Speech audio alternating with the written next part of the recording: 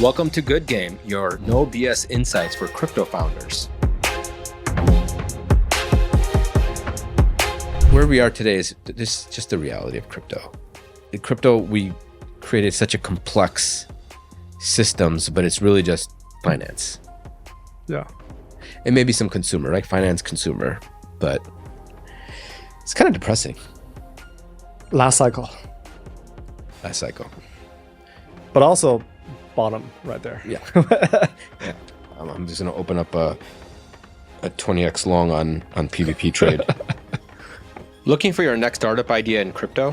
Check out our request for startups list and get inspired at alliance.xyz/ideas. Well, we should talk about, the shit that went down with Memecoins and what's his name? The president of Milei. Huh? Javier Milei. Obviously that, there's a lot of shit that went down. There was the market maker that was ultimately market making, but also sniping and selling on top of Kelsier Ventures. Yeah. Did you see his video? He really looked like a bad guy. Yeah. like an evil character. Yeah. Like if you remember, yeah. So all of these like evil characters have a certain look about them. It's memorable. Like SBF had like long curly hair, but he was like shaking and like feel like he was on Adderall at all times. Yeah. And there's this like specific temperament. It's like being evil changes people's appearance. Yeah. Yeah. And you can point it out. Like, oh yeah, that makes sense. Yeah. But he said something to the order of like, I have $100 million now. I don't know how to fix this problem, was what I got out of it. Javier deleted a retweet, which ultimately led to the demise of the token. And then this guy this market maker was uncovered as part of a larger, elaborate scheme of other tokens that was supported by his firm. And it was done in partnership with Meteora, Ben Qiao. And it turned out there's like 4 or 5 of these that kind of went like up and then ultimately went to zero. Wait, so was Ben involved or no? So I listened to, there's a video recording. Someone, I forgot which DeFi startup, but they were talking to him. They said like, hey, this is insider trading. From the extent of it, he didn't know what was going on, but he was ultimately responsible for choosing that market maker and working with that market maker. No one sniped Trump and sold? There were snipers for Trump for sure. Yeah, but like as in like who? Insider trading, actual insider trading. You could call it insider trading or you could call it sniping. I'm not sure. Like there were snipers are always ready, right? But snipers, so snipers is like you see something happening on chain, you automatically trade it. Exactly. That's not necessarily insider trading. Okay. But then there's also like that a high profile person is going to launch a coin and use that information to get ahead of everyone else. So far from what I gathered, Trump was a good launch. Like it was I'm not going to say good launch, but it was launched from what I've known fairly. Whereas the other launches had some sort of like insider trading / extracting. Even the guy's tweet was like, how much should we need to max extract here? That was in the DM, right? Yeah. There's a screenshot of a DM. Yeah. It's like these things get memorialized, right? Like steady lads deploying more money. Yeah. This is like a thing that I think will be around for a long time. Like I could see a podcast, someone launching a podcast that says max extract. So then like, people are comparing this to FTX. I don't think it's anywhere near FTX. I mean, we had like 15, 20 billion, right, of losses. But also FTX, you are a user trusting an exchange centralized custodian for your money. Yeah. And that person stole your money. Yeah.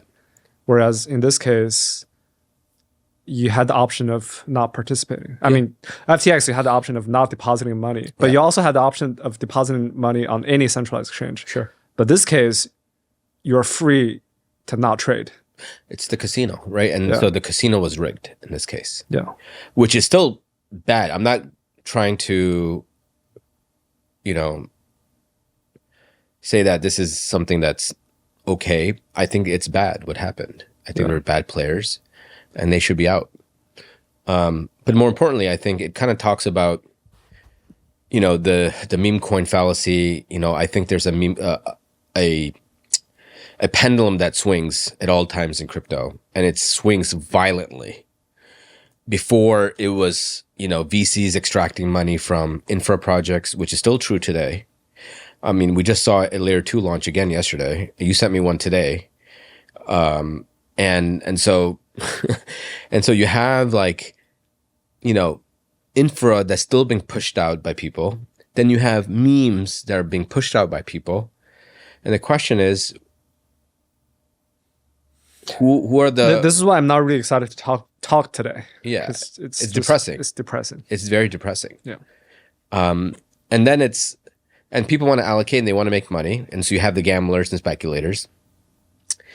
And it's one trying to say, hey, you know, you got to invest in real utility. If you ask me what real utility there is, there's probably only 4 real utilities in crypto, and that's it. Which ones? Uniswap and, like, Jupiter, right? And like exchanges. So let's say exchanges, right? The exchange business, lending business, Aave Camino. So you have, like, Uniswap, Jupiter, Radium. So you have that. Then you have the second, which is the lending business. You have the stablecoin business. And then the final business is the minting business. So Pump. That's it. What else do we have? Sorry. So when I say trading, I also include hyperliquid, right? So, or like derivatives. So all trading, right? So what other businesses do we have outside of these 4 in crypto? Which is why there was this debate on like, you know, like there's only 6 contracts that matter on Solana. Yeah. And then, like, the people were really pissed or disillusioned about the fact that there's only 6. Yep. 6, because there's only... What are the other 2 even? Like, so there's a Metaplex, probably the NFT contract. NFT, that's right. Which I think it plays a part. NFT is trading. But that goes under trading and minting. Right. So it's basically trading, minting, lending, paying. And which is stable coins, right? Yeah. That's it. Like, and, you know, but that's all of that's TradFi. That's right? all of finance. Yeah, that's all of finance. Yeah. Which is still a very large business. Don't get me wrong. Yeah. But, you know, we have, like, a ton of DeFi protocols still launching on different chains. We have a ton of different chains launching every single day. For what? For these 4 use cases. And so where are we trying to go with this? Are we trying to get TradFi on? TradFi is already on. Right? Or they're starting to get onboarded, right? You have Franklin Templeton, you have Van Eck, you know, larger firms that are deploying on Solana, Arbitrum, you know, Ethereum mainnet. What's the end goal? Is it payments? Like 20,000 TPS, 40,000, what was it? Visa's like 100,000 TPS? Is that the end goal for payments?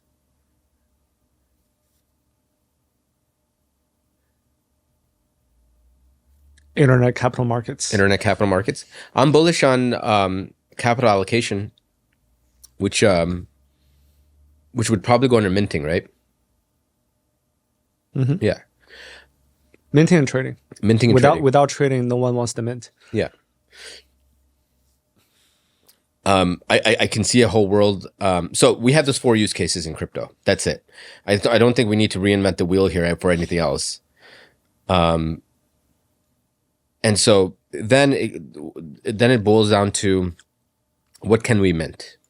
because this is a largely unexplored area. Payments is very straightforward. Trading is very straightforward. Lending is very straightforward. It really comes down to minting. I mean, you could also argue DePIN is like an ancillary, but you had some thoughts around this when we were talking about DePIN is minting plus paying. Like everything can be boiled down to one of these four things. What DePIN is you mint a token and use that token to incentivize the behavior. Yeah. And then fair point. And then because of the trading, the secondary trading, the token has a value. Yep. And because the token has a value, people will be incentivized to do things. Yeah. But DePIN also, they don't have, like, there are some, I don't think there are many use cases for DePIN. There's probably some niches. Yeah. And it's a niche. I think for me, DePIN is a niche. Yeah. I think there are some niches for DePIN that can be extracted. Energy is Energy is a fun one. Yeah. And it's probably a big one. Yeah. Energy feels really big. Yeah. All right. So DePIN, all right. These are the opportunities, right? In crypto. Yeah. And so I feel like, you know, on the VC venture side, we're overdoing this.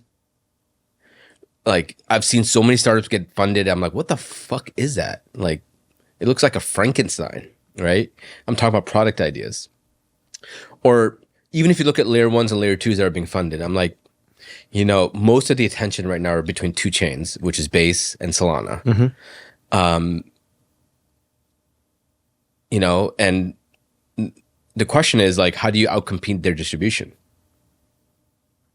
What is, I mean, there, you know, I was talking to one of our founders on Cyber, who's a part of this batch. He says, you know, I spoke to a lot of the builders on Mega ETH, and there seems to be a very strong community of builders on Mega ETH. Maybe there's, you know, maybe there's something there, right?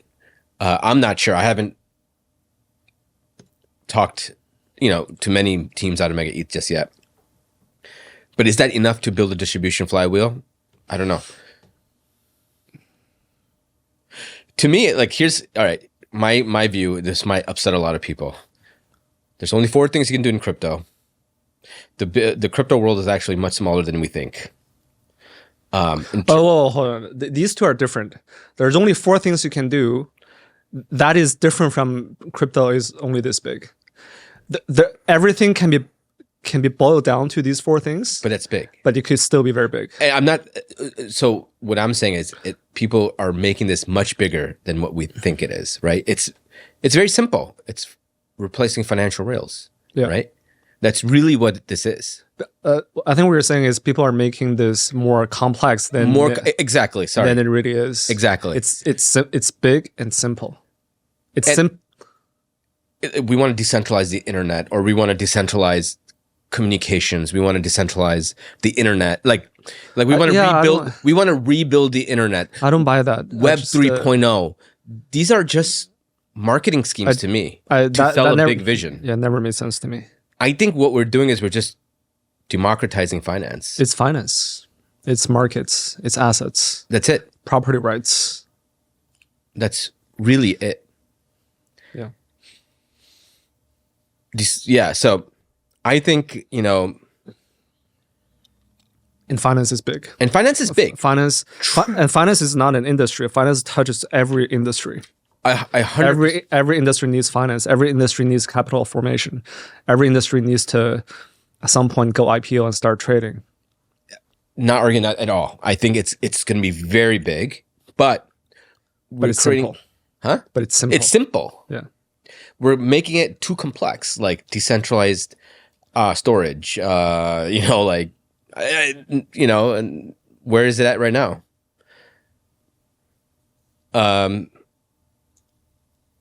So I think sticking to the basics. I think if the founders know where they're building towards, they can get to product market fit quicker. Is where I see it. So those 4 things, and there's 2 chains that have the most distribution right now. That's it. Now, can other chains come up? Very possible, but I think they should be focused on these 4 things. Really, that's it. So, do you think Web 3.0 was a lie? It wasn't a lie. It was just it was mid-curve. Mid-curve. I mean, I'm sure people who pushed that narrative really believed in it. Yeah, I wouldn't think they did this not knowing what it was, right? Yeah. So I don't give them, any shit. I mean, at one point I believed it in too. Like, I mean, we all did, right? I didn't. Never made sense to me. I believed in it. Yeah, like 2017. Come on, when all the ICOs were happening, when you saw like Gnosis or you saw Brave, you had to have believed it. No. Bullshit. I call bullshit. No. 2017, I believed in making money. There's two things, right? Making money. Honestly, 2017, even up until 2020, I didn't think that there was going to be. I thought there was a big risk that we'll never find a use case until 2020, because With then DeFi. DeFi summer happened. Yeah. Then I believed. Until I actually have this conversation with Dan at Masari. Okay. I remember very clearly that conversation we had in 2019, and the topic was, what is the biggest risk for Ethereum? And our conclusion was that it was not scaling. Scaling was not the biggest risk. The biggest risk was not finding any real use case. Yeah. You want to hear a funny story? You Yeah. probably forgot this, but when I called you, Yeah. when I found out, no, you texted me. This is when we first started Lines. It was like the first month, 2020. 2020. We went live with it. It was just like a mentorship program. You texted me and you're like, "Hey, I'm moving to Chicago." I'm like, "Fuck yes, I'm gonna bring this asshole on." And we're gonna build this together. And I called you. I'm like, "Dude, join me. DeFi's gonna be big." You're like, and you said DeFi's a Ponzi. Like, what is there? And then, which I feel like I didn't forget. I remember this. In 2020, I did believe that DeFi was a Ponzi. Yeah, I mean, like, the reason is the things that are traded on DeFi were all Ponzi's. Were all Ponzi's. No, you had. I'm not saying you were. It was a rightful statement to make. I'm not saying that was. But your cynicism was there too. Is what I was. My cynicism back then was exactly the level of cynicism that many second cyclers are experiencing right now on Twitter. If you go on Twitter right now, everyone is cynical. I don't care anymore. Like, it is what it is. Yeah, it's like that level of cynicism was what I felt in 2020. For me, it was, cynicism doesn't pay. Yeah. So I'm always more like, let's fuck around and find out. Exactly. Fuck around and find out. That's my usually whenever a new meta comes up, I'm like, I'm gonna embrace it, and then eventually we'll know whether there's something real. So with crypto AI, we embraced it, but then we realized that it was mostly fog, right? Yeah. Which there's maybe one or two use cases in crypto AI, but 95% is bullshit. Yeah. Do you feel that that's about right? Yeah. Yeah. Yeah. I think there's 5% real stuff, and so. Funny enough, a lot of our founders that are building the crypto AI, they've now pivoted straight to AI. Do you want to talk a bit about that? Yeah. I mean, so you had a hand in this, so yeah. I'm curious as to why did you? Obviously, like we're a crypto accelerator program. A lot of founders, when they apply to Alliance, they think that we are crypto maxi. Yeah. So in their idea, like the product description, they try to force crypto into it, into an otherwise very reasonable AI application idea. Yeah. And so we like, when we interviewed them, we liked the team. We knew at the back of our mind that the crypto part was forced. Yeah. But we let them in anyway because we can work together and figure out the right path. Yeah. So first week of the program, which was last week, a lot of these founders that are building quote unquote crypto AI, we just meet and we say, hey, the crypto component doesn't make any sense. It doesn't solve any problem. Just remove it, get rid of it. Just focus on solving a real problem with AI. And by mid second week, pretty much 30% of our current cohort is working on pure AI. No crypto.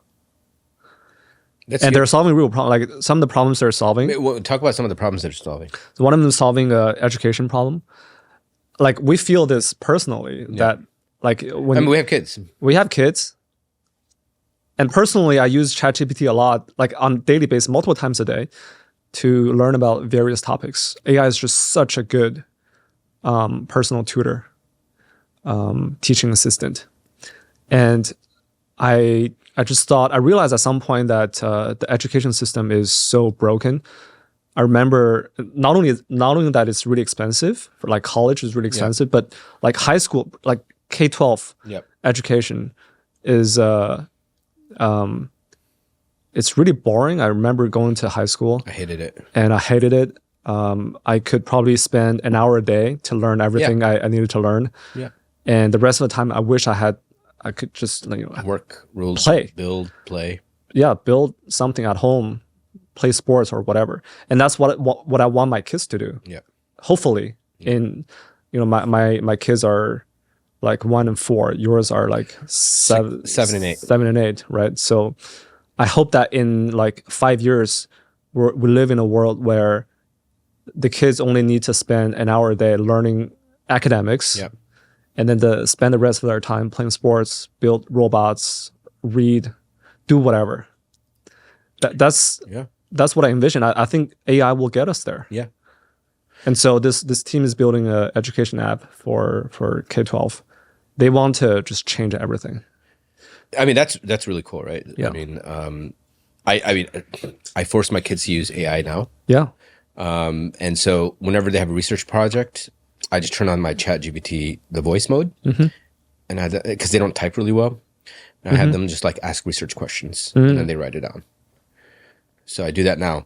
Now when they need help with homework assignments, because the problem is like, so here's a product idea right there.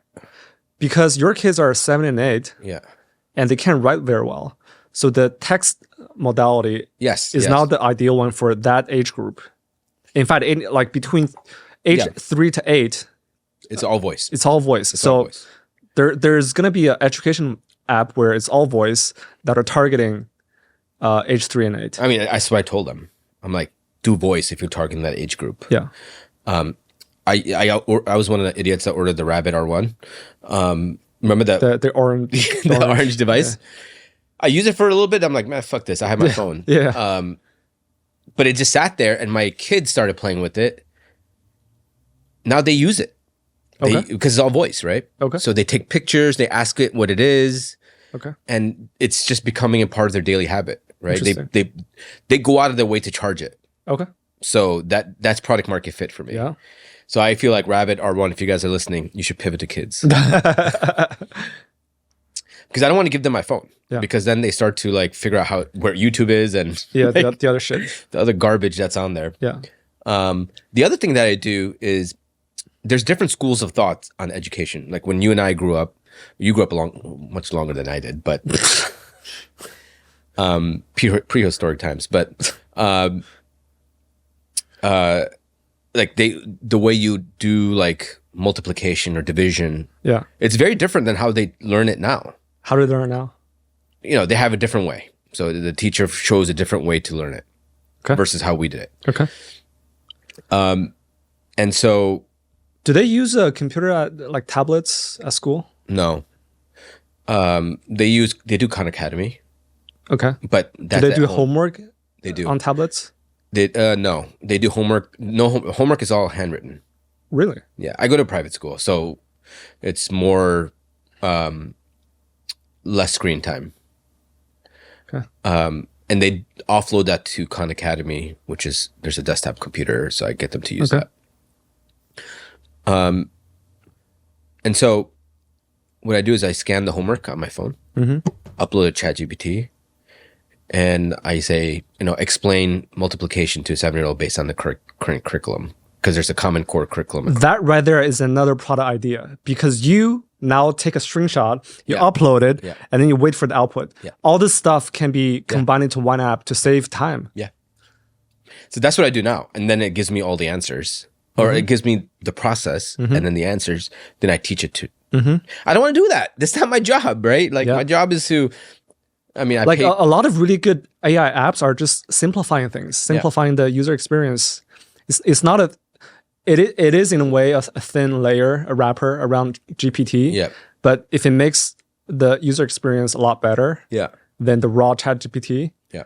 and using some personal data. So in your case, like some of the areas where your daughter is struggling, right? Yeah. Or is very strong at, then like the AI knows where to improve and how to focus. Yeah. Right. And propose new questions based on the strengths and weaknesses of your children. Yeah. Like it'll be a really good app. Well, then you can add or token NFTs or whatever, like gamification. That's second. No, I don't think. Well, but I don't think it's like that could happen. It could happen. Yeah. But where it's NFTs like as a gamification, Gamification. like level up and stuff like that. But that's secondary. yeah. That's secondary to the AI. But that's how I think we're starting to think about our startup. Yes. So we're the way we're starting to think about our startups is we no longer think of crypto apps or AI apps. Rather, we think of crypto-enabled apps or AI-enabled apps. So the way, like what I mean by that is you use an app as a user, you don't really feel that it's like there's crypto in it or there's AI in it. It's just an app. Yeah. And then the AI and the crypto is just either something that powers the app, like the LM powers the app under the hood, or it's a feature here and there that the user sees. Yeah. So it's like we're focused on solving the real world problem. Yeah. And then we'll triangulate whether crypto or AI is needed. Sure. And then you go out and solve it.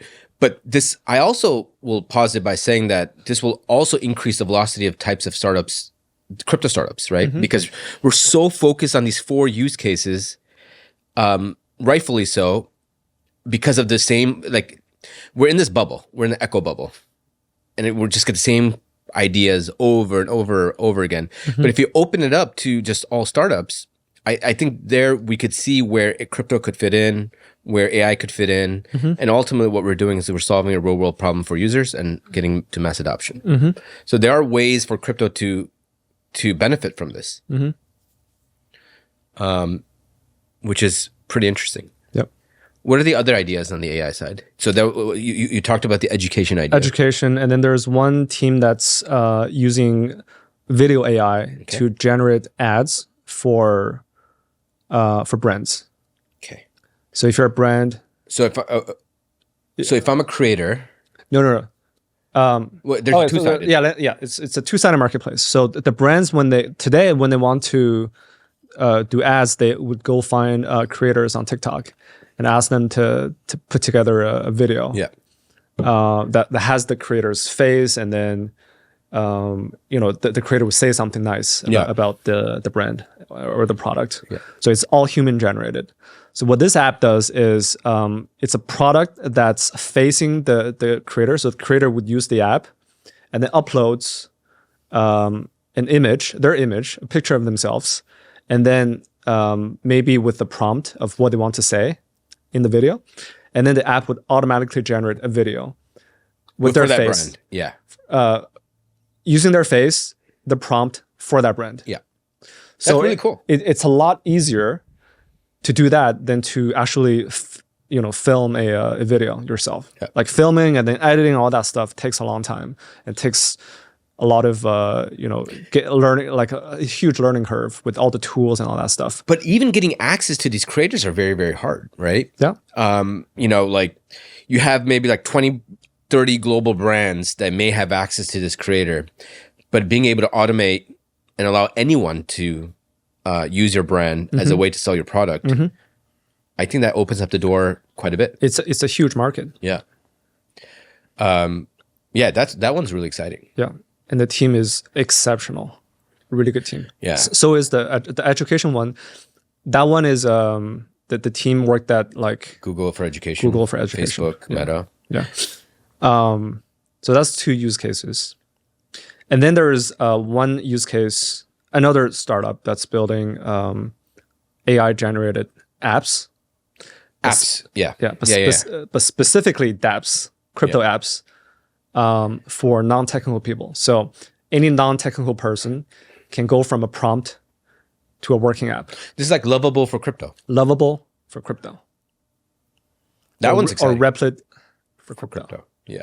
There's a couple out there right now. I think there's Dev.Fun. I just saw O'Hara launch today on Base. Yeah. So it seems like this is going to become a thing. Yeah. But the product needs to be really good. The product is hard to build. Yeah. So this team, like to build a product like this, you need to be extremely technical. Yeah. And that team is very crypto native too. Very crypto native too. They come out of Coinbase. Both are engineers. Yeah. That one is really cool. And also, once you've launched the product, the app, you can go quote unquote IPO through tokenization. And so it's like all in one. Yeah. Build the app and then capital formation. Yeah. It's like, I could see a 12-year-old kid, in India or Bangladesh that has a really good idea and he or she wants to just use a prompt and build it and see what happens. Mm-hmm. I could see this happening very, very naturally, right? Yeah. My other partial thesis is that, I think trading, speculation, financialization will also touch younger generations. Yeah. So 7-year-old, like maybe 7 is too young, maybe 7, like really sharp 7-year-olds, 8-year-olds that are building something really cool. Yeah. I could see them doing this too. Yeah. And so I definitely see a market for that. Because the thing is like, I remember reading this article a while ago where this guy from like some village in Nigeria, like figured out how to take spare parts and create electricity, right? Like using a windmill that he created by hand, and like it was like a 12-year-old kid. Like how many of those ideas have not been like? I mean, and that's a very specific use case for that village. Yeah. So interestingly, one of our founders from the last batch, who? RPS. She just found time with me. The guy. He wanted to build an app for himself to learn French. And apparently none of the like apps out there serve his specific need. I don't know why. I don't know what the need is. Like maybe it's like correcting the accent or the dialect. Grammar or something, or dialect or whatever. So he used, I don't know if it's Lovable or Replit, but he used one of those apps and he spent like 2 hours and built the app for himself so that he can learn French. Wow.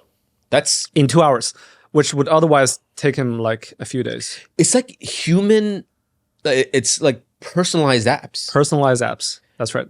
Because some apps don't fit your need. Like it may fit like half your need, but not your whole need. So the future is like personalization.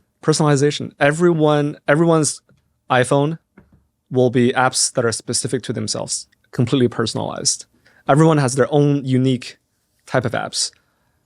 Like the user experience that is tailored to themselves, the colors, the buttons, where the user wanted to be. Reoriented based on what you prefer. That's the future. Do you feel like this will... Right now, I feel like everyone's on a spectrum, learning spectrum. Yeah. Will this unify, and concentrate people's intelligence, or... I'm trying to think of the right term, but I feel like intelligence-wise or like technical-wise, everyone's on a different spectrum. Will this like create a way where people are somewhat in the same spectrum in some shape? And I'm not saying this correctly, but I feel like this will increase inequality in terms of rather than decrease it. It will increase inequality. I think. I would think the opposite. I feel like it would create equality because when you personalize, then you're able to get that person to learn. Like education is a perfect example of this.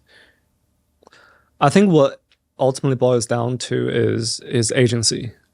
There's two types of people. There's high agency and low lazy. Lazy people will get fucked by AI because they're gonna rely on everything that the AI tells you.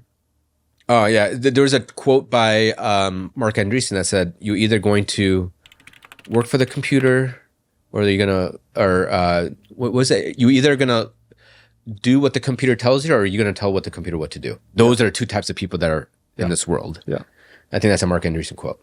Yeah. So you either become That makes sense. Yeah. That makes sense. But So like the low. So in this specific case, I think the low agency people will not bother creating an app for themselves. yeah. They'll just use whatever that's out there. Yeah. Whereas the high agency people, they'll create the apps Yeah. that are uniquely tailored to themselves. Yeah. Agreed. How about on Cyber? On Cyber is doing the same thing, but specifically for games. So he's using the latest AI models to generate 3D games, And there's obviously a crypto component to this as well. like game assets that Yeah. could be crypto. Yeah. Or internet capital markets. Internet capital markets. which That's is- also really cool. Yeah. Yeah. The last one is Slop, which is essentially video generation, AI video generation. Being able to allow people to, it's a marketplace where think of it as like something is similar to TikTok, where you could, your input will create self-selecting videos. So an example of this is you could type into a prompt, I want to see X, and you see it. And then if other people like it, then it gets hyper intensified and shared with everyone globally. And then eventually, I think the way they're thinking about this is getting rid of the prompt, and then you just tap on the screen, and it starts to show you videos based on what you tapped. And it's all AI video generation. Hyper-personalized. Hyper-personalized video generation. Yeah. And so it's like TikTok, but AI video generation. Yeah. And the cool thing about it is that if you touch it, you could repost it as your own as a creator because you're the first to do it or whatever, right? Yeah. And then you can meet unique people for each selected video, right? Like if you selected I don't know, like a random piece of article on the screen, Yeah. maybe 2 other people did, Yep. and you can bond with them like, hey, you're as weird as I am. Yep. Let's connect. Yeah. So I think that's really cool. And I know obviously there's a crypto component to that as well. I was gonna say the other day I tweeted that with AI, it's possible that NFTs Yes, come back. we talked about this. Yeah, let's talk about But it. anyway, the point is not about whether NFTs will come back. I just tweeted that for the sake of it, just to get the reactions. Yeah. But there was a lot of comment in the comment section that said AI already enabled NFTs back in the day, back in 2021. Like there were a lot of AI generated art. Yeah. So what's new here? Like that was the comment.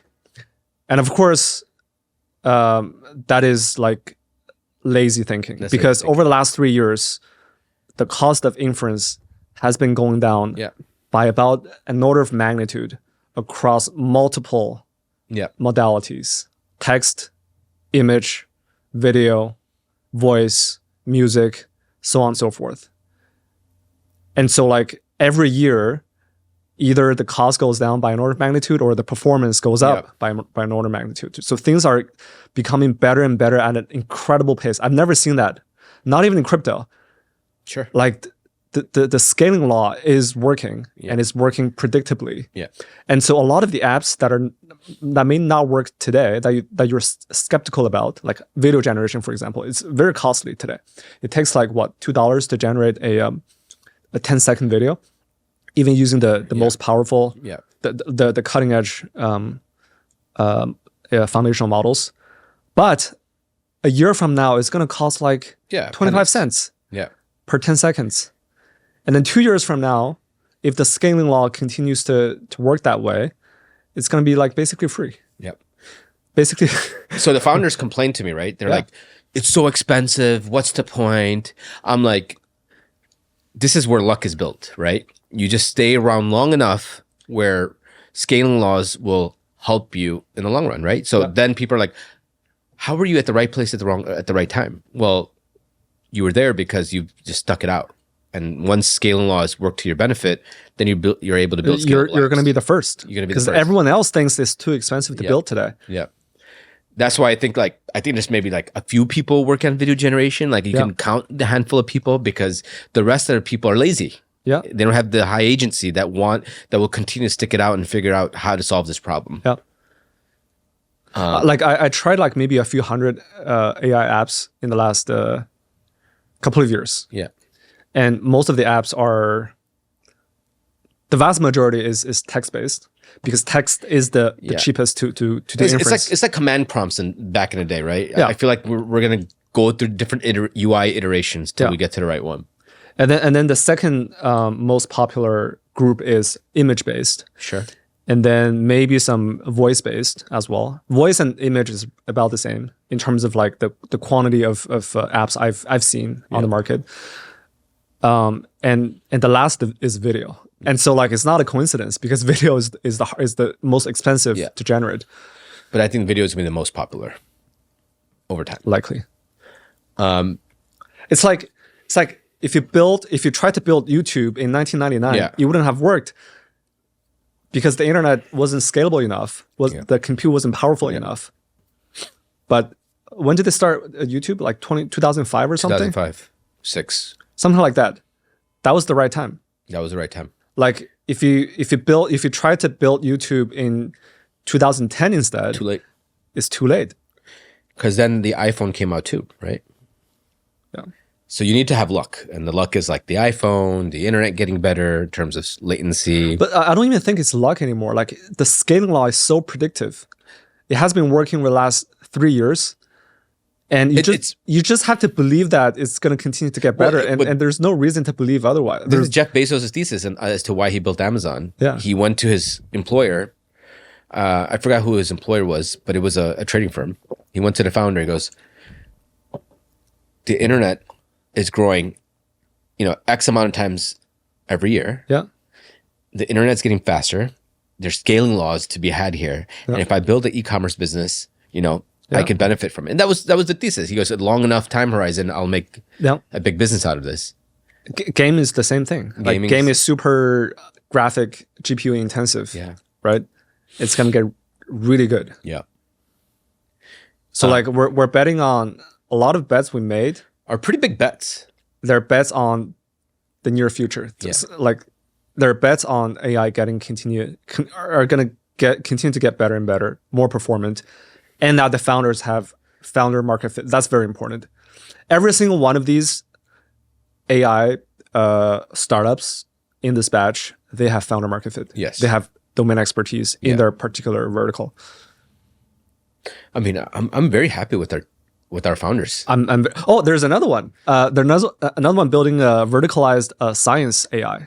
Oh, collective. Yeah. So talk a bit about that. Those two guys, they are academics, professors. One of them PhD. One of them did a PhD at Cambridge. The other one is in machine vision. Computer vision. Oh, computer vision. Yeah. Yeah.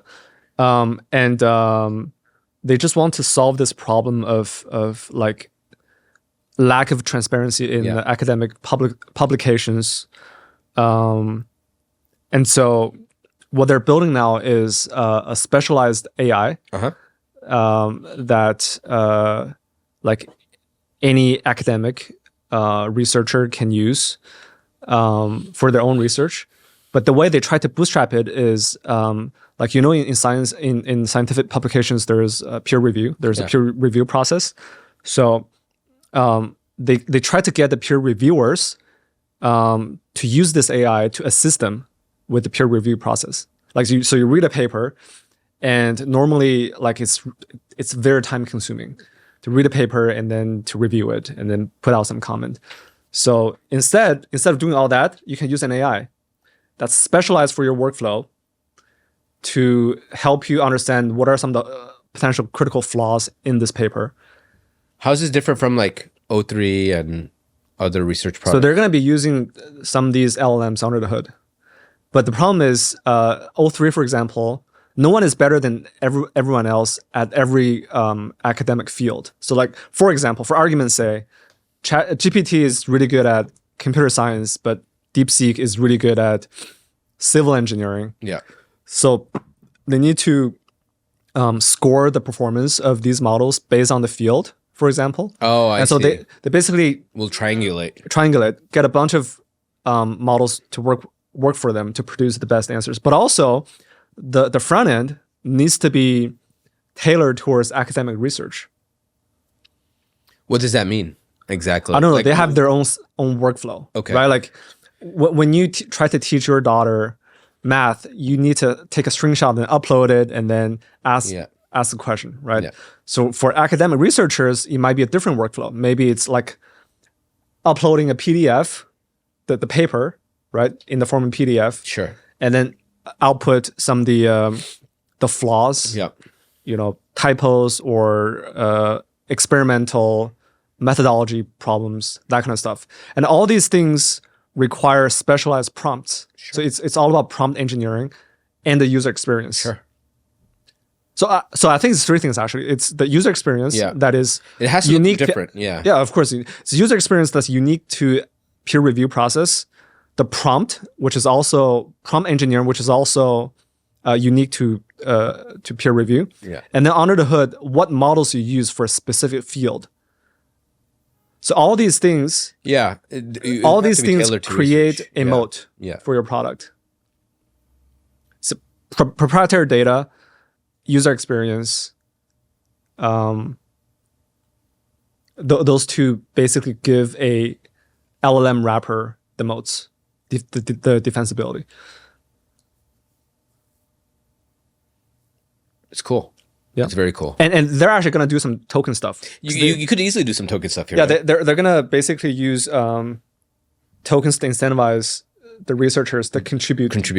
So like a platform token. Yeah, to contribute papers and comments, reviews. And so this AI will basically be collectively owned by all these researchers, academics who contributed their papers and reviews and comments.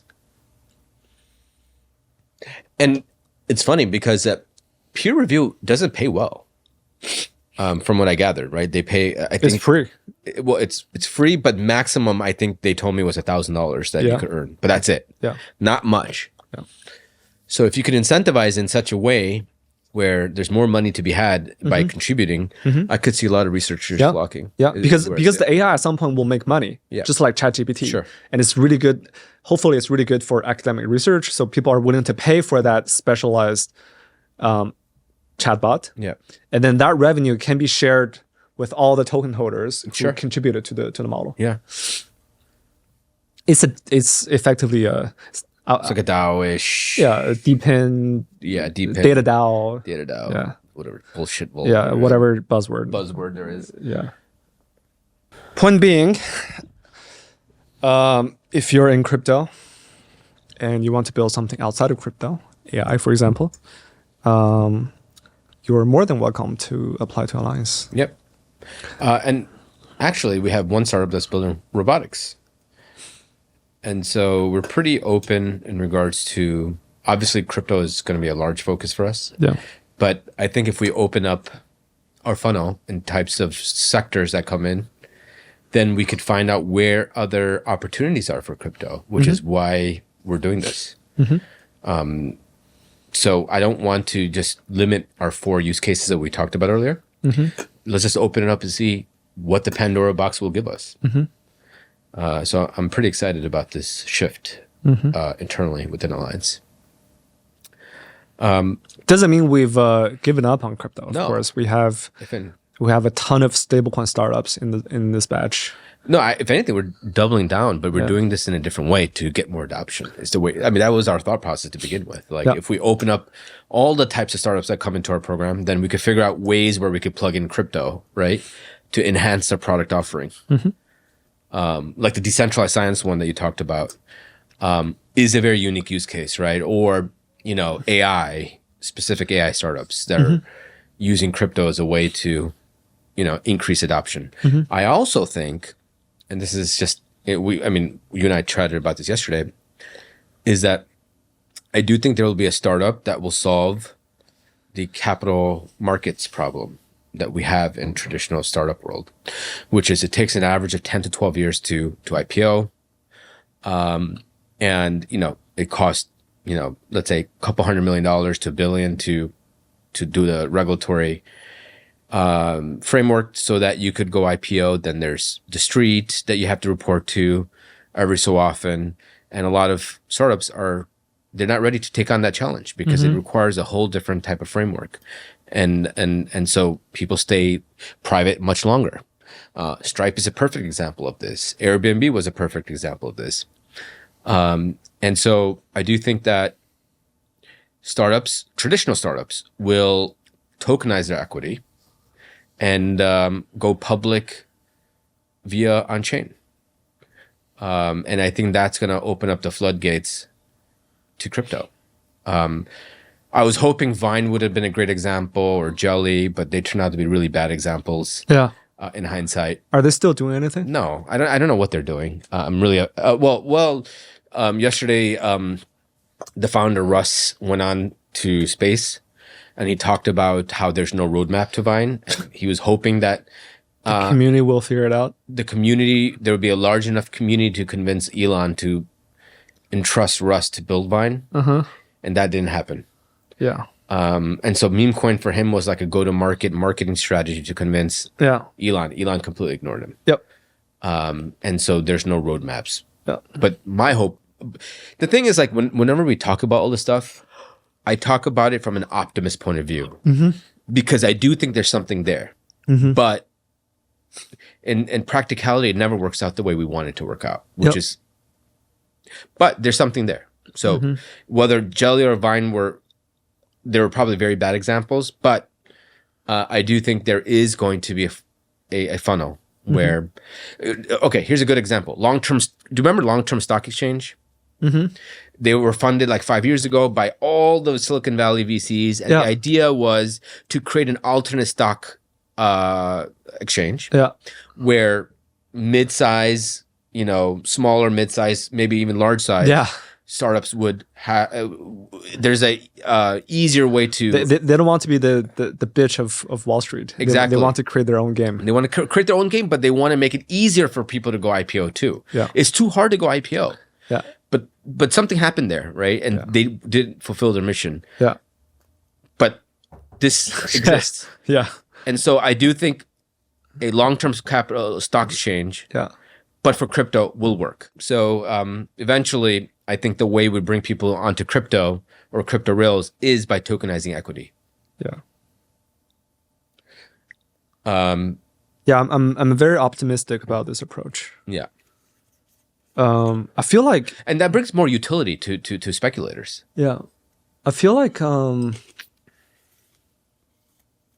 I've seen a number of attempts at tokenizing private shares. Yeah, like put the private shares on chain, but without involving the founders of the company. It's entirely tokenization. Yeah, a pure tokenization. Yeah. And so like they would buy the shares in the secondary private market. Oh, that's right. Yeah, and then create a token on chain. Yeah. It's unclear to me. It's like you're the middleman. Yeah, you're the middleman. It's like a wrapped Bitcoin, essentially. It's a wrapped Bitcoin.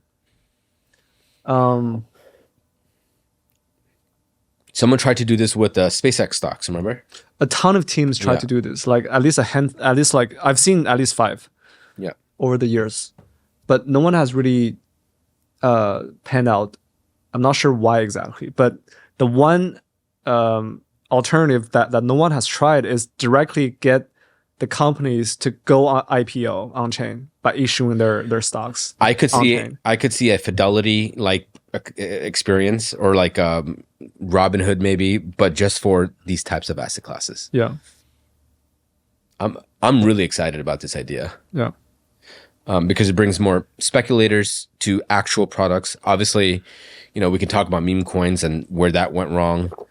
But I think this is like a really good way to bring some positivity to the market. Yeah. Internet capital markets. Internet capital markets. Meme coins. Okay. I don't want to talk about meme coins. I don't want to talk about it either, but I do think we need to address the elephant in the room. Or did we address it already? What is it? What's the elephant in the room? Well, the elephant in the room is like, are meme coins extractive? Is it a mind virus to some people? It was mostly VC saying this, pretty much. And then I've seen so many people, talk about, oh, it's a mechanism design. Oh, it's a game theoretical design problem.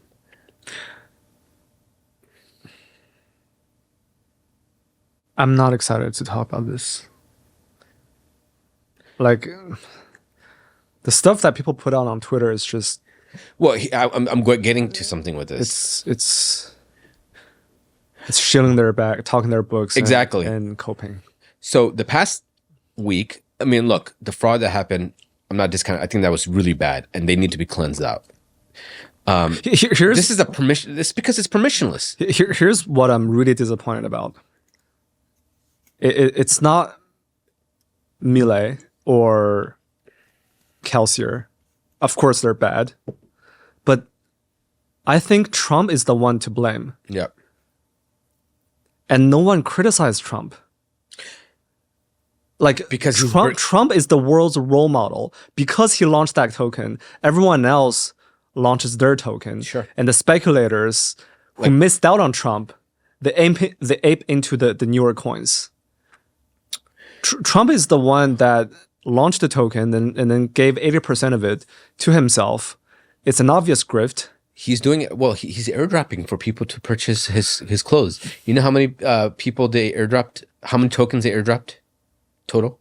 Guess how many airdrops they did for all the people that purchased and shoes, watches. Mm-hmm. How many tokens do you think they airdropped because of all the purchases that happened? I don't know. How many people purchased? I don't know. I'm not telling you. I'm just going to tell you. Guess the number. 10 million? Based on what I saw, it was 50 Trump tokens.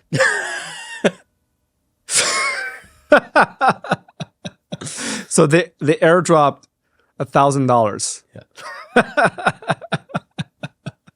So I was off by like 5 orders of magnitude. 5 orders of magnitude. I'm not sure if that's true or not, but I saw it somewhere, and so highlight that. That's funny. But like I kind of get what they're doing. They're trying to bring utility to the meme coin. I'm just annoyed that no one called out Trump. Because Trump is also bringing crypto into. It's like that. Exactly. Meme. It's like It's that meme with the horse, the wooden horse, right? Yeah. Into the castle, right? And the doors open. Yeah. It's that meme. Yeah. Look, he's bringing crypto adoption to the masses, and I mentioned this in our first time, like our first pod where we talked about Trump. It's like a fee that we pay to bring crypto adoption. And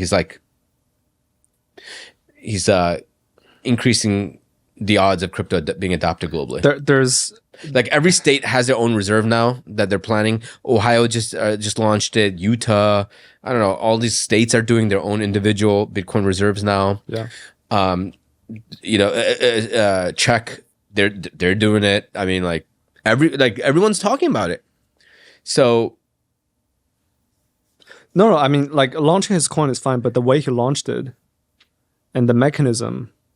Yeah, that was bad. But there's no other way. Like, how else do you do an auction that lasts a week? Then people say that's a grift. Why? It reminds me of US. Remember the daily auction? They would do a daily sale. but 365 days. But fundamentally, why is no? I mean, maybe not Dutch auction. I always think about Dutch auction, but like a fair auction launch, right? And there's some equilibrium of some FTV, and you take maybe there's time weighted of some sort. Yeah. So do an auction that lasts a week to remove the snipers and the FOMO sentiment. Yeah. Right. That's one thing he could have done. But the thing is that no one has time to think about it. Another thing is no one solved this problem. I mean, he worked with the wrong team. That's why. Yeah. And he could have not given 80% of the supply to himself.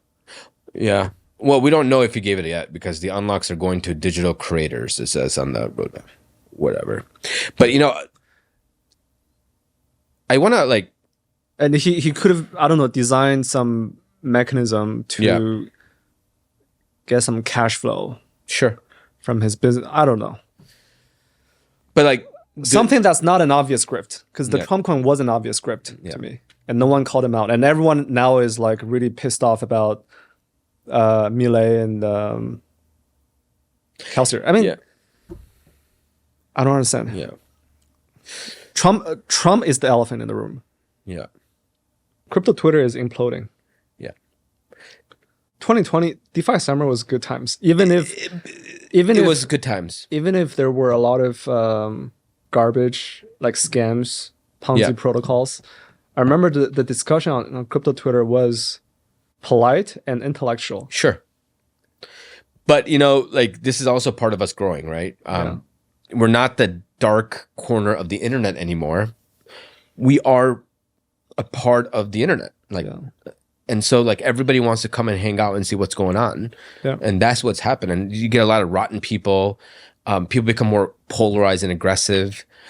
And to me, these people they all have to go. Like, I want Pump to create the best social media app, absorb some of them.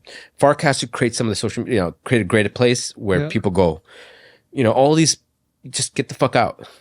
Like, and so I do think that needs to change over time. And maybe that's going to be the rise of crypto social media apps. Yeah. I feel like Bitcoiners were so prescient in disassociating themselves, or distancing themselves from the alts, from altcoiners from day one. But they imploded. They also imploded. But man, those were good times, though. I really loved those times. Like the 20 that you came in 12, I came in 13. 13 to like 2020. 2020. That was all good times. They were great times. I really enjoyed those times. Like, just first discovering like MakerDAO's $E remember white paper that came out in like 2014. Yeah. That was like things were mystical. Yeah. It was like, oh, whoa, this is so cool. Remember New Cypher's white paper that came out? Yeah. Re-encryption. I'm like, holy, for proxy re-encryption. Yeah. I thought proxy encryption. I thought that was really cool. Yeah. But then it turns out you don't need crypto for that. Like, yeah. Like, it didn't work, right? And then now we're left with reality. Where we are? Where we are today is this just the reality of crypto.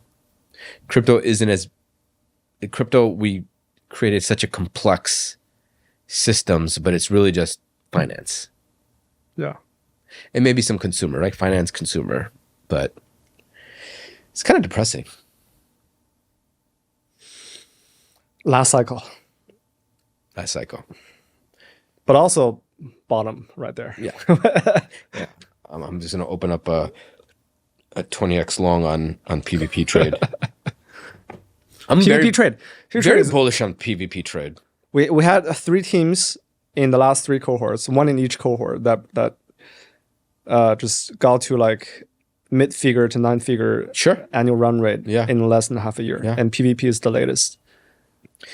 The PvP is a client on top of Hyperliquid. But it's a social client, right? It's a social client. Yeah. It uses Telegram as the interface. So funny thing is the common thread between all these companies that got to like really high run rate in such a short period of time are all those that build a front end on top of either existing smart contracts or some really simple ones. Like they wrote their simple smart. Like they never spend much time writing the contracts themselves. They just build a really awesome front end. That tells you something, right? Like if there's product market fit with crypto natives, build a one for normies. Yes. That's it. Yes. And also the app is where you capture the value, not the contract. That's also true for AI though. Consumer AI. Right? I have a hunch that's going to be like AI in general. I have a hunch that it's not the foundational models that capture value because they get cannibalized or they get commoditized by Open Router, right? Like Open Router is like an example where it'll find the best model based on the question you asked. So the app itself will essentially figure out what model will give you the best answer. Sure. Do you have another thesis? No, it's just like the models. There's like maybe 4 or 5 of them that are in an arms race.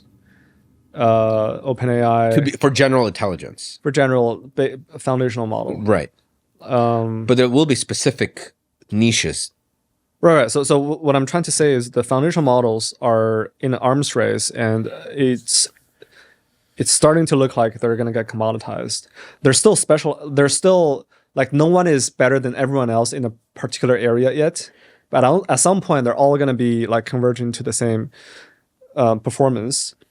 So What models are you most like? What models are in this race? DeepSeek, OpenAI, XAI, yeah, Anthropic, Gemini, Google. There's one more, Llama, Facebook. Yeah, but Llama is from what I didn't do a lot of research, but they're starting to lose some ground. Yeah.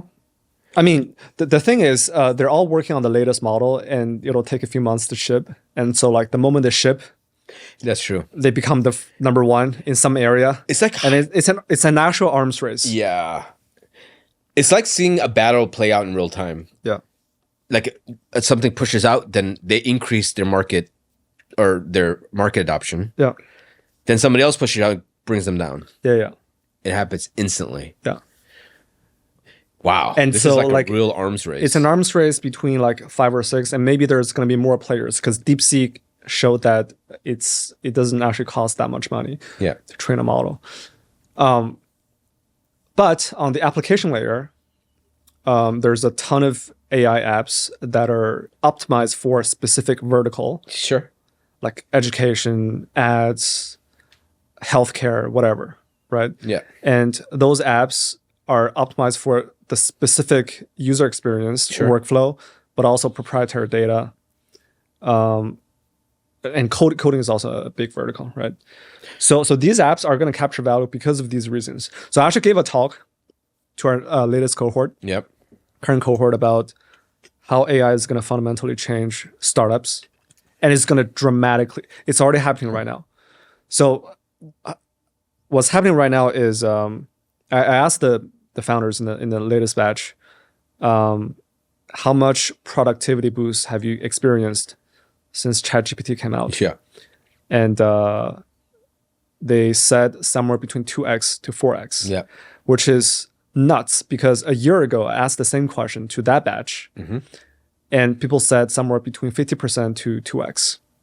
So like within the span of a year. So I'm not only shocked by the magnitude, 4x improvement in coding productivity. I'm not only shocked by the magnitude, but also the speed of improvement. We went from like 2x a year ago to 4x now. It's crazy. Yep. And there's no sign of slowing down.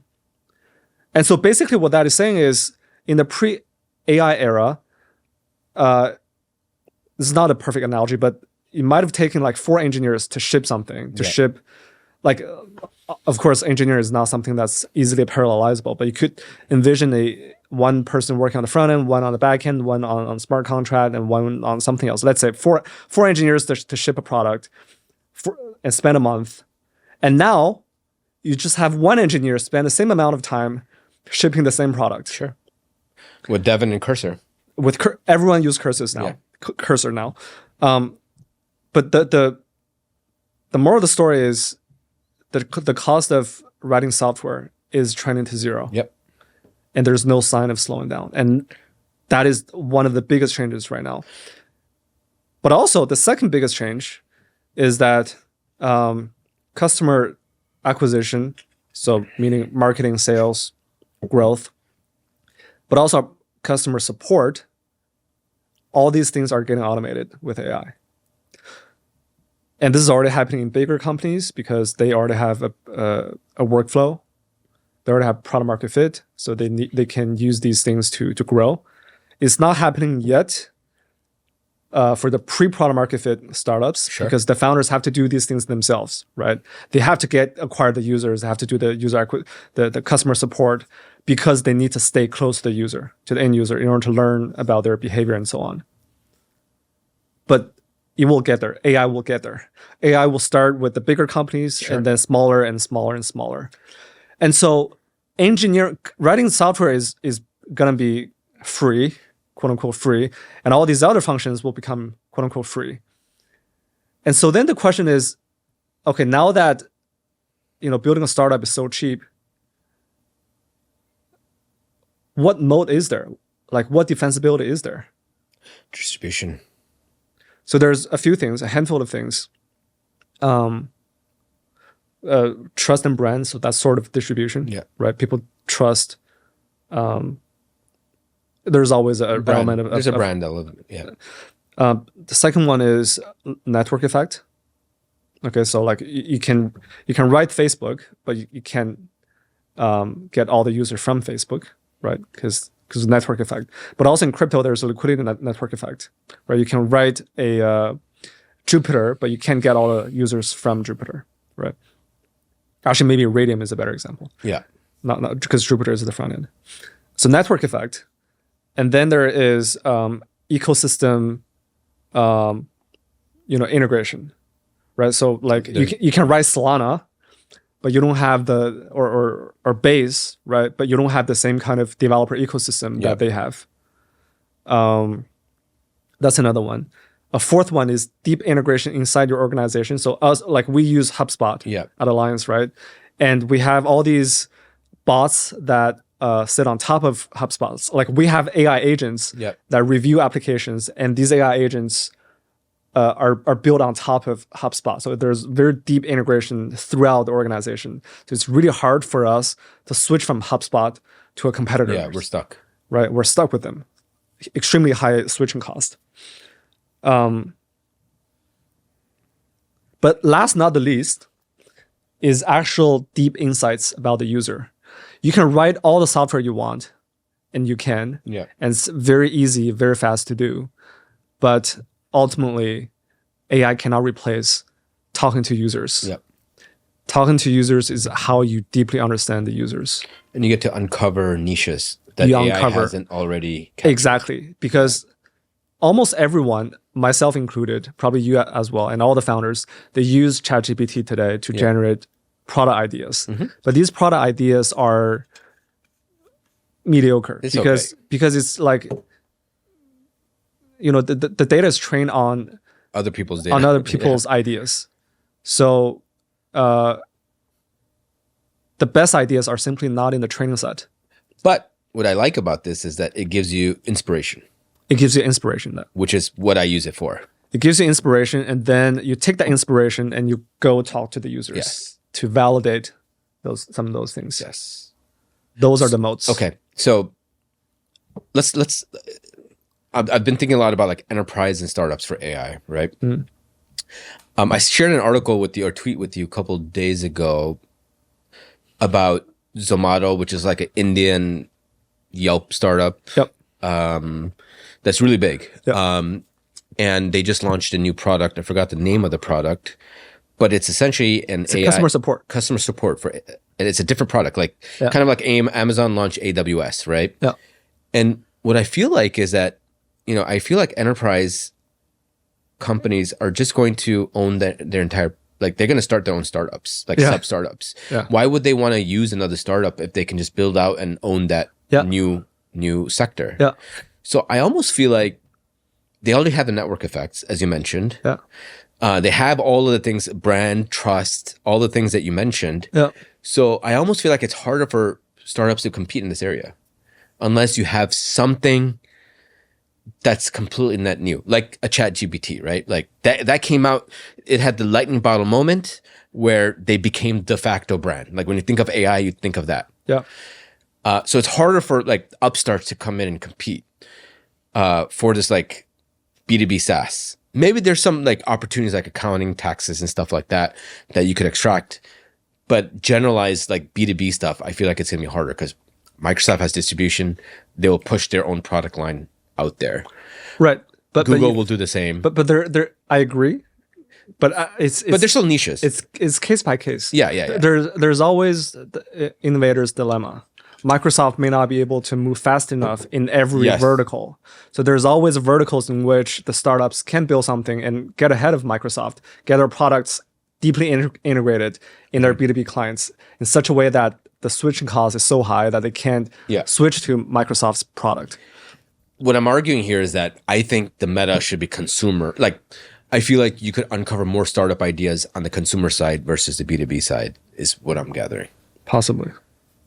So it's like, 80-20 power law. The entire Bay Area is all B2B is what I'm B2B saying. AI Which I B2B think sense. is the wrong way to think about it, right? I think it should be the opposite. It should be consumer and then some B2B. But I feel like the reason why they do that is because historically That's where the money is. it might have been much like B2B. There is a clear path towards monetization. Yes. Like there's a playbook. You know what the user wants. Yeah. And you build that thing for the user. Consumer needs to be more creative. It needs to be more edgy. And it takes a very special kind of founders to build that kind of products. And VCs don't want to take that kind of risk. Yeah. But I think that's I feel like all the easy stuff will just be taken by businesses, by enterprise.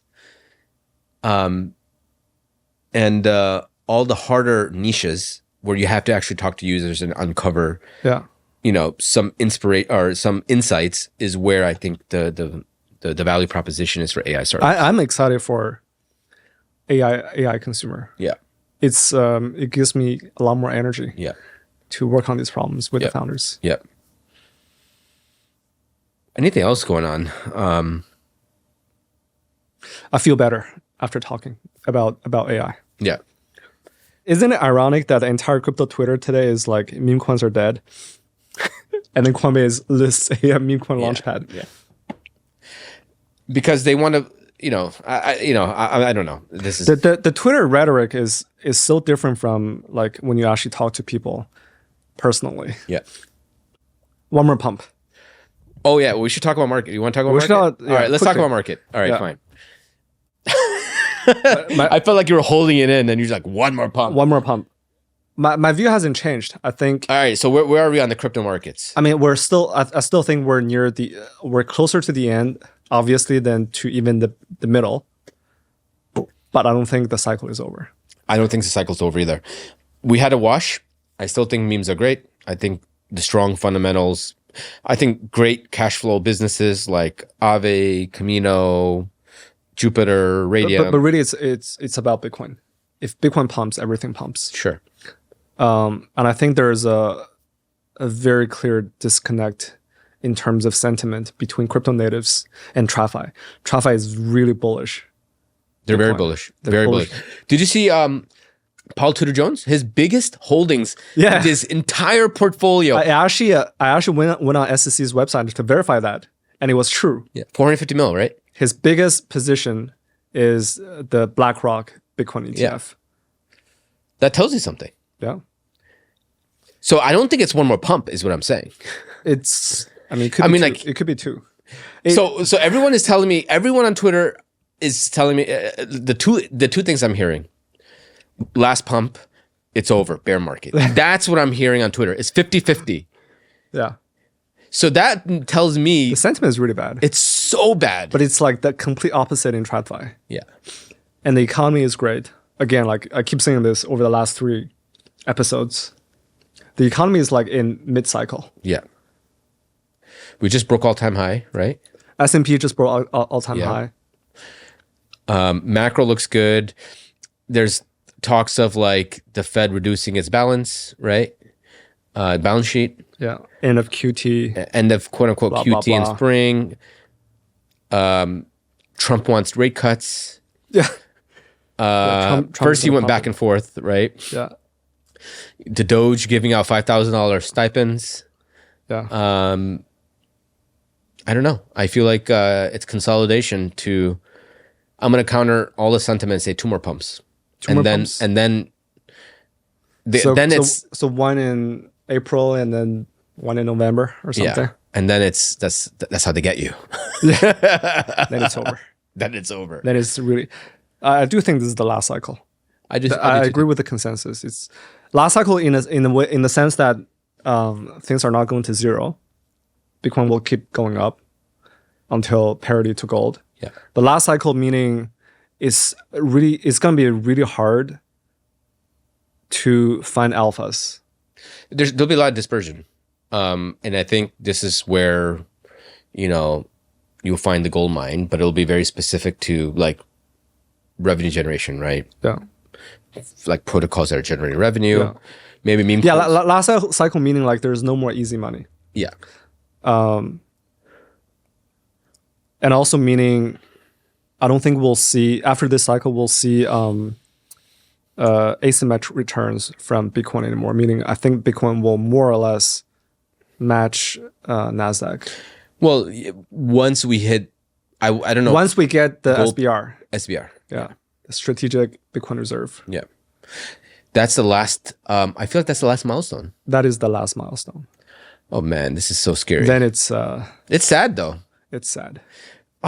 Man, you know. But until then, up only. 2 more pumps. 2 more pumps. Yeah. 2 more pumps. It's sad though, because man, when Jason Yanowitz from Blockworks came and gave a talk. And he came around the same time we did, maybe a little bit later. But he was like, he said a story like we were a bunch of 22-year-olds and we're like, we're going to take down the banks. Yeah. That was the talk, right? Yeah. That was like the sentiment. Like, we're going to take down the banks. We're going to free ourselves from the shackles of corporate America. Yeah. And it turns out corporate America is the one that's giving us the exit liquidity. That's giving us the final pump. Corporate America and the government. In the government. Is our exit bag, which is ultimately us because that's our taxpayer money. Oh man, sad. You know, Peter Thiel, I mentioned this before, but Peter Thiel was like, you know, Bitcoin is now like held by like MicroStrategy and like BlackRock. There's nothing cypherpunk about it. Yeah. I do want to go back to building startups that are more or less aligned with cypherpunk. I want to fund ideologies. startups that are building. I want cypherpunk ideologies. Yeah. I love it. Unfortunately, that's what inspires me. There's exactly. I want to fund founders who want to go against the government. Yeah. Unfortunately, resistant apps. Unfortunately, I think since Tornado Cash, there's no one left. There's Railgun on Ethereum. You know, that's like more or less privacy, more or less. There's some issues with it, but they were able to mitigate. There was like a hacker that they were able to stop from washing. Yeah.